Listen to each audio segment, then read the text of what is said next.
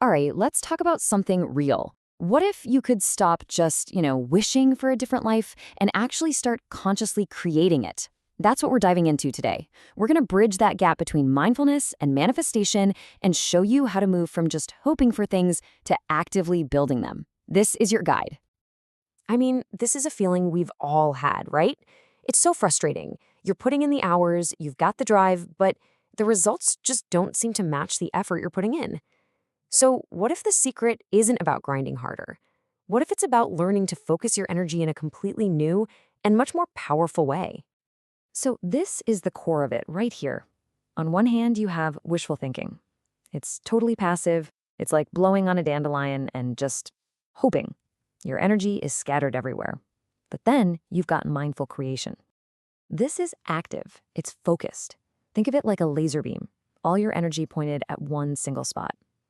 That shift is the game changer we're talking about today. Okay, so our journey starts with the absolute bedrock of all of this, presence. And listen, this isn't just about paying attention. It's about tapping into the only moment you can ever actually create in, which is right here, right now. You know, this quote really nails the whole concept. Your thoughts, they're like the blueprint for the life you want. But here's the key. Presence is the architect. It's the one that actually takes those plans and starts building. Without presence, your thoughts are just noise, static in the background. But with it, they become this incredible, focused, creative force. So what's the biggest hurdle to being present? Well, it's this number, 6,000. Get this. Research suggests that's about how many thoughts the average person has every single day. And the crazy part is, most of them are totally unconscious, just pulling your creative energy in a million different directions. You don't even notice it's happening. That's the scattered energy we're learning to bring into focus. And this is where things get really cool because this isn't just some woo-woo concept. It's actual biology. It's a process called neuroplasticity. Every single time you choose to be mindfully present, you are physically, literally, strengthening the neural connections in your brain.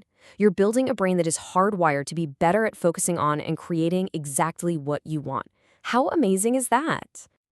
Okay, so how do we actually do this? Here's a super practical tool, the CLEAR method. It's an acronym. You center yourself, with your breath. You listen to what's going on inside. You envision your goal. Then you align your actions to match that vision. And this last one is so important. You release your attachment to how it has to happen. It's a full circle practice for creating in the now. All right, so once you've grounded yourself in the present moment, the next big question is, well, where do you point all that focused energy? This next part is all about finding out what you truly want, using your mindfulness as a kind of internal compass. I really love this metaphor. Think about it. Your authentic desires, what you really want, are like a crystal clear mirror. But over the years, that mirror gets covered in layers of dust. Dust from what society expects, what your family wants, what you see on social media.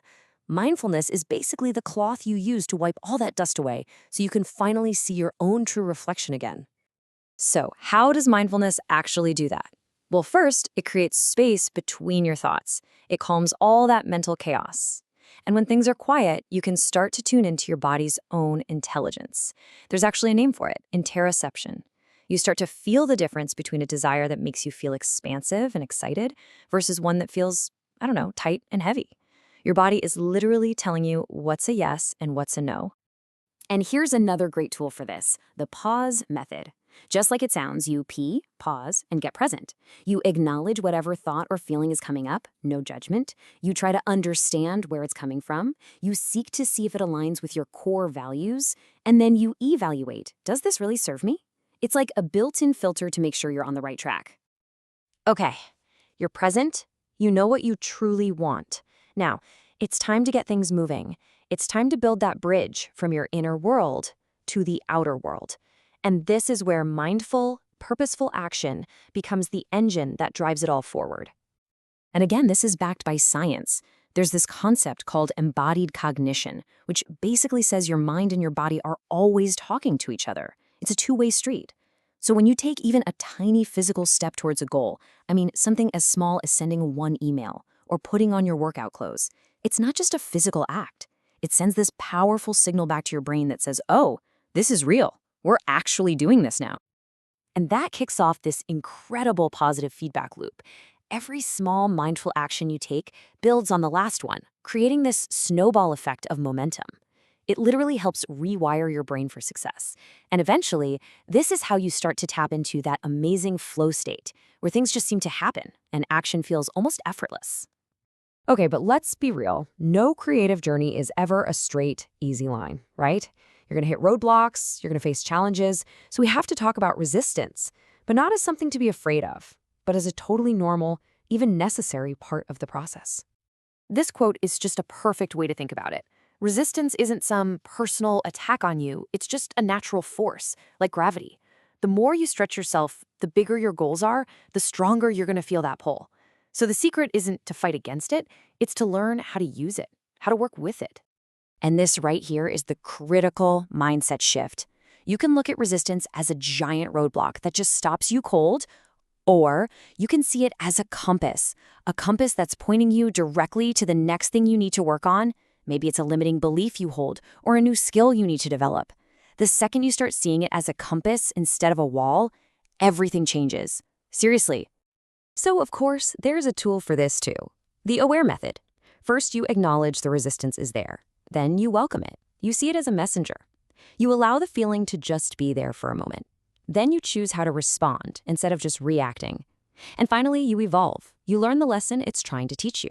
It's how you turn a struggle into a strategy.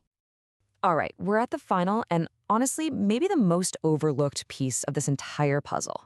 And that is the art of receiving. See, it's not enough to just plant the seeds and do all the hard work. You have to actually get good at the harvest. And the key to that, it all starts with gratitude. And the science here is it's so clear. When you practice genuine gratitude, it's not just a nice feeling. It physically changes your brain chemistry. It boosts the good stuff like dopamine and serotonin, and it lowers your stress hormones. What you're doing is creating a biological state of being more open, of being more receptive. You're literally tuning your brain to a frequency that notices and accepts more of the good stuff. And this is such a key point. A lot of people think receiving is passive, that you just sit back and wait for things to fall in your lap. But it's not. It's an active skill. It takes awareness to even notice the opportunities when they show up. And it takes mindfulness to let go of those feelings of, oh, I don't deserve this, that can make us subconsciously push good things away. You've got to keep the channels open. Now, for those of you who want to take this to the next level, there's this incredible concept called quantum gratitude. This is where you practice feeling genuine, deep thankfulness for something before it even shows up in your life. You feel it in your body as if it's already here. When you do that, you align your entire energy, your entire being with that reality. You basically become a magnet for it. So when you put this all together, the ultimate goal is just total integration. It's not about doing a checklist of mindfulness exercises every day. It's about a fundamental shift in who you are. Mindful creation becomes your default way of operating. Manifestation isn't something you do anymore. It's just the natural byproduct of the person you have become. And that brings us right back to here and now with this one powerful question. And it's not just a thought experiment for later. It's the question you have to ask yourself to live a consciously created life.